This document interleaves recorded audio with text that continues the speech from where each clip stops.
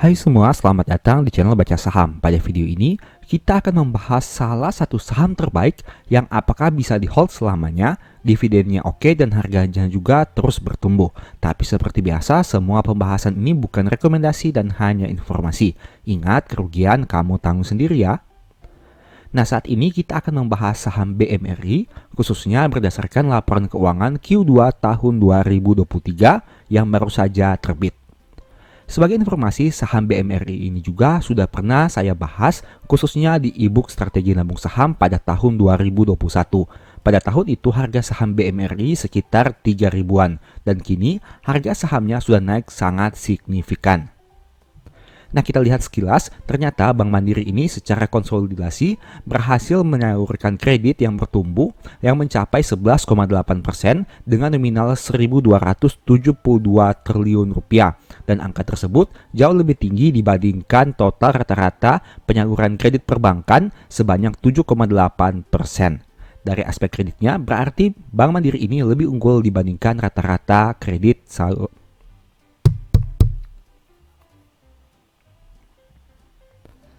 Dari aspek kreditnya, berarti BMRI ini jauh lebih unggul dibandingkan rata-rata penyaluran kredit perbankan.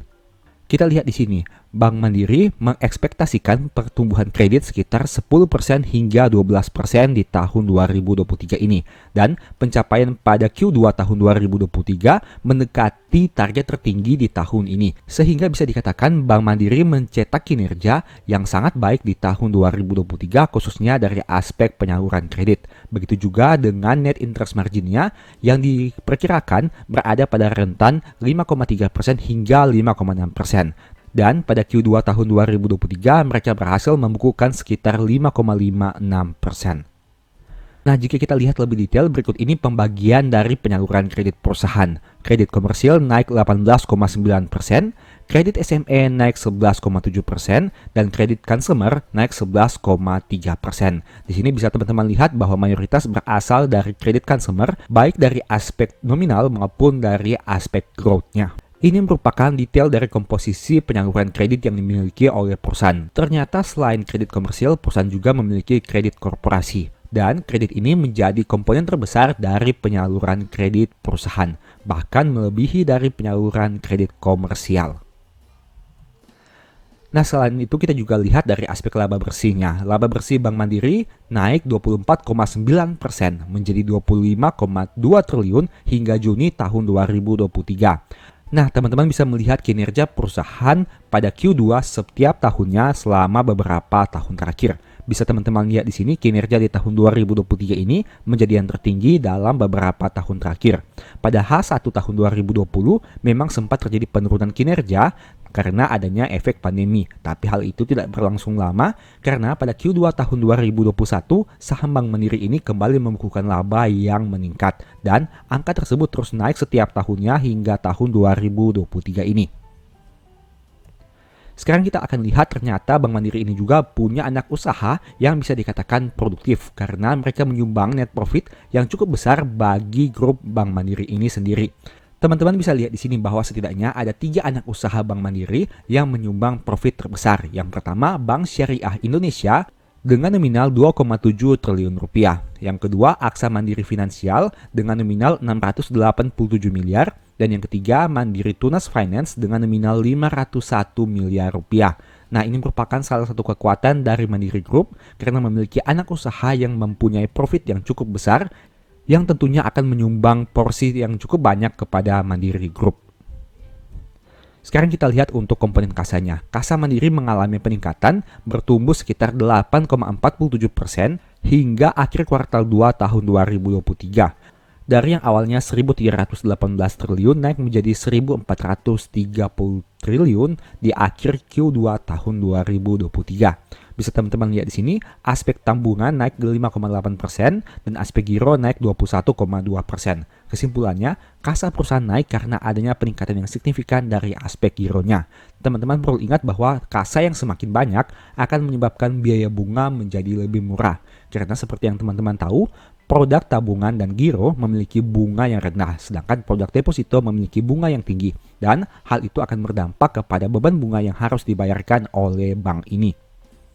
Sekarang kita akan lihat komponen kasa Bank Mandiri dari tahun ke tahun. Bisa teman-teman lihat di sini, hingga Q2 tahun 2023, kasanya berjumlah 78,2%. Angka ini terus mengalami pertumbuhan dalam beberapa tahun terakhir, setidaknya dari tahun 2018 hingga tahun 2023. Ini memberikan arti bahwa Mandiri ini semakin baik dari aspek kasanya setiap tahunnya. Kemudian kita lihat dari komponen NPL atau kredit macetnya. Teman-teman bisa lihat di sini NPL Bank Mandiri turun menjadi 1,53% per Juni tahun 2023 dan angka tersebut jauh lebih baik dibandingkan Juni tahun 2022. Dan berarti Mandiri ini punya kualitas kredit yang semakin baik pada tahun 2023 ini. Bisa teman-teman lihat di sini untuk kinerja harga saham Mandiri. Nah, menariknya meskipun Mandiri ini merupakan top 5 dengan saham sebagai market cap terbesar, tapi kinerja saham Bank Mandiri ini bisa naik hingga di atas 40% di tahun 2022. Di tahun 2023 ini sendiri, kinerja saham Bank Mandiri ini cukup baik dan bisa dikatakan memuaskan khususnya bagi mereka yang memiliki saham Bank Mandiri sejak beberapa tahun yang lalu. Nah, sekarang kita akan lihat detailnya. Ternyata Bank Mandiri ini banyak dibeli oleh investor asing yang mengalami peningkatan dari 32,2% di tahun 2022, kepemilikan mereka naik menjadi 33% pada Juni tahun 2023. Sayangnya, investor lokal malah mengurangi porsi kepemilikan dari 6,6 menjadi 5,4%. Investor lokal menjual saham ini, tapi investor asing malah membelinya. Apakah artinya? Kita lihat sekilas untuk profil dari Presiden Direktur Bank Mandiri yaitu Pak Darmawan. Teman-teman bisa lihat di sini bahwa sejak tahun 2018, Pak Darmawan ini sudah menjabat sebagai Direktur di Bank Mandiri. Artinya orang ini merupakan orang lama di Bank Mandiri yang tentunya sudah memiliki pengalaman yang cukup banyak. Dan hal itu bisa menjadi poin plus karena Bank Mandiri ini dipegang oleh orang yang benar-benar berasal dari Bank Mandiri itu sendiri. Sekarang kita lihat untuk probabilitasnya. Teman-teman bisa lihat di sini bahwa di bulan September, saham Bank Mandiri ini cenderung mengalami penurunan dengan probabilitas kenaikan hanya 33% saja.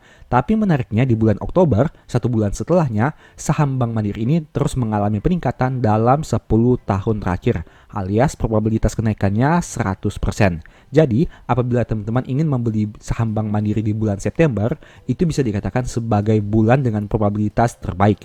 Dan apabila memang teman-teman ingin menjual saham ini, teman-teman bisa memanfaatkan probabilitas di bulan Oktober.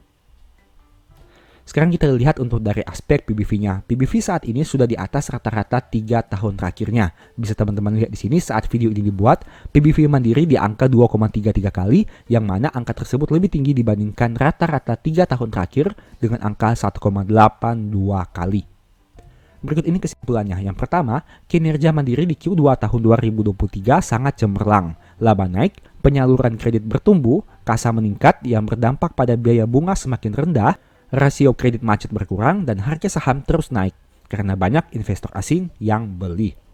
Kesimpulan kedua, secara probabilitas dalam 10 tahun terakhir, Mandiri sering turun di bulan September. Tapi menariknya, di bulan Oktober saham ini selalu naik dalam 10 tahun terakhir. Artinya, probabilitas kenaikan di bulan Oktober adalah 100%. Kesimpulan ketiga, secara valuasi Mandiri diperdagangkan di atas rata-rata PBV 3 tahun terakhir. Jadi mungkin kamu harus waspada, karena bisa saja harganya turun tajam. Kesimpulan keempat, Bank Mandiri secara branding menurut saya jauh lebih baik dibanding bank pelat merah lainnya. Selain itu, dividennya juga besar dan konsisten setiap tahun. Demikianlah pembahasan tentang saham Bank Mandiri. Selalu ingat bahwa video ini bukan rekomendasi dan hanya edukasi. Segala risiko kerugian menjadi tanggung jawab kamu sendiri. Nah, kira-kira kamu ingin dibahas materi apa lagi pada video berikutnya? Tulis di kolom komentar ya. Sebagai informasi, berikut ini beberapa list ebook baca saham. Yang pertama, strategi nabung saham yang fokus kepada metode nabung saham. Yang kedua, The Stock Market yang fokus kepada analisa fundamental dan money management. Dan yang ketiga, cara cepat analisa laporan keuangan. Apabila tertarik melakukan pembelian, silahkan chat saja pada nomor WA yang tercantum. Sekian video ini, semoga bermanfaat. Thank you.